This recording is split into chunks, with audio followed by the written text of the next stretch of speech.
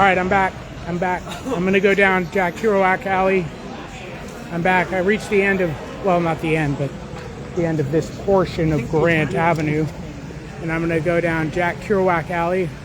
The beautiful Chinese lantern. Here's the lucky Chinese zodiac wall. And this is the year of the horse. It's the year of the horse, and it will be all year. That's a beautiful thing. Here's Vesuvio.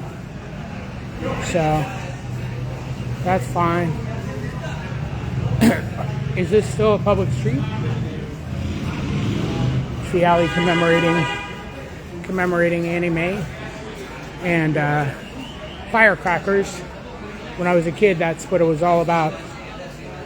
Firecrackers.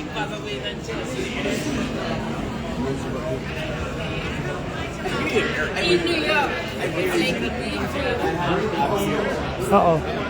Looks like I have impinged upon a meeting. A huge meeting of brilliant minds. I'm going to go around this way. Is that a tour or corporate event? You're so smart. We're so smart. Everybody loves you. Here's City Lights. City Lights. City Lights bookstore. You guys owe me royalties. You guys owe me royalties. Probably about $50. But that's divided by 5. There's 5 of us. There's the Abomination. The Abomination, also known as the Transamerica Building, standing in the footprint of the Montgomery Block, one of the greatest buildings ever to grace the West Coast. There's an older poet. Shakespeare & Co. What does Shakespeare & Co. have to do with City Lights? Does Shakespeare & Co. Did they, let's see what's going on live in City Lights. Is it live, all the way live? Is Diane DePrima in the Unsung Heroes book? 35 Women Who Changed the Bay Area? Because my mother certainly changed the Bay Area. Defiant poet. What about Diane DePrima? What's going on? March 4th, March 5th, March 9th, March 10th. Thursday. Oh, that's tonight. Tongo Eyes and Martins. In store. Wow, there's a poetry reading going on right this very moment. I dare not go in and record it, though. I wouldn't want to be accused of a copyright infringement. So anyway, it is one of the last bookstores in San Francisco, so it's one of the great bookstores in San Francisco. Because how many are there? There's Green Apple still, there's City Lights, there's Bird and Beckett, and I don't know, there's not very many.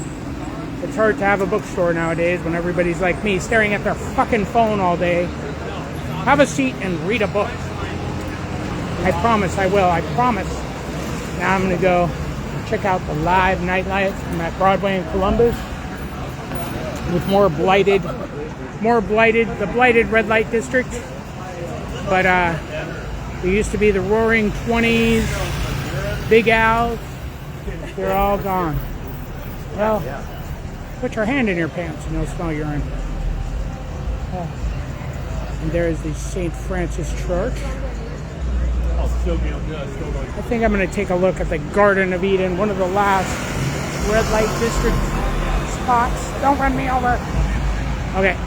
Anyway, one of the last red light district spots. And Vesuvio, of course, has a special place in my heart as a place that was the first to sell out during the COVID.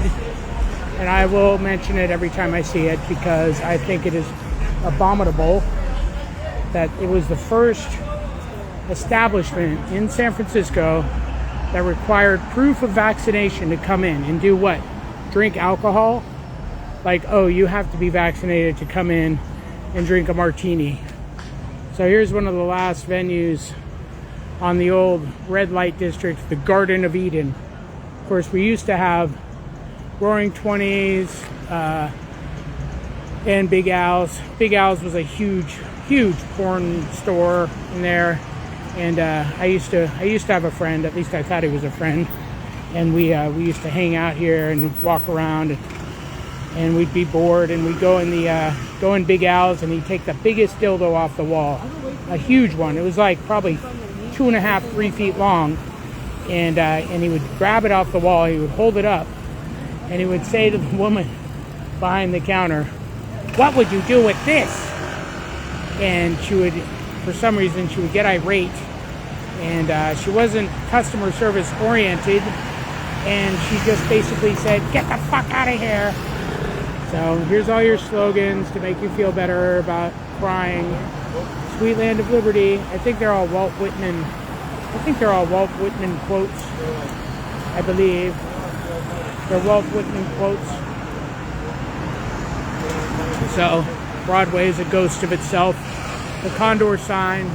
It used to be the big figure of Carol Doda. The big neon sign of Carol Doda, and now it's just a boring ass sign that says Condor. Who cares?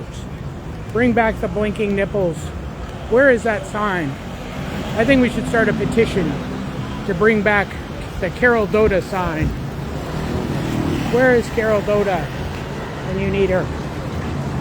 And you could stay at like any of these fine SRO establishments by the month, as long as you don't mind sharing a bathroom with all your neighbors, and you still pay a lot of money. I mean, people probably pay at this rate by now like maybe $600-700 a week, I bet. Because a long time ago it was like $400 a week to live like a bum, and it never made any sense, because back then you could rent a room with some roommates and share an apartment for like $400 a month. So for the same price, basically, more or less, you know, give or take. So it never made sense. Of course, yeah, you had your own room, but you had to like share a bathroom with a bunch of strangers, and that's not fun. So I guess I'll take a stroll up Grand Avenue and see what's happening. Everyone's out. Out on the town. Everyone's looking for thrills and spills, flowers. Everything's booming. People are having fun. There's a free TV that probably doesn't work. And of course, you can always get a burrito. The Venerable Saloon at Fresno and Grant.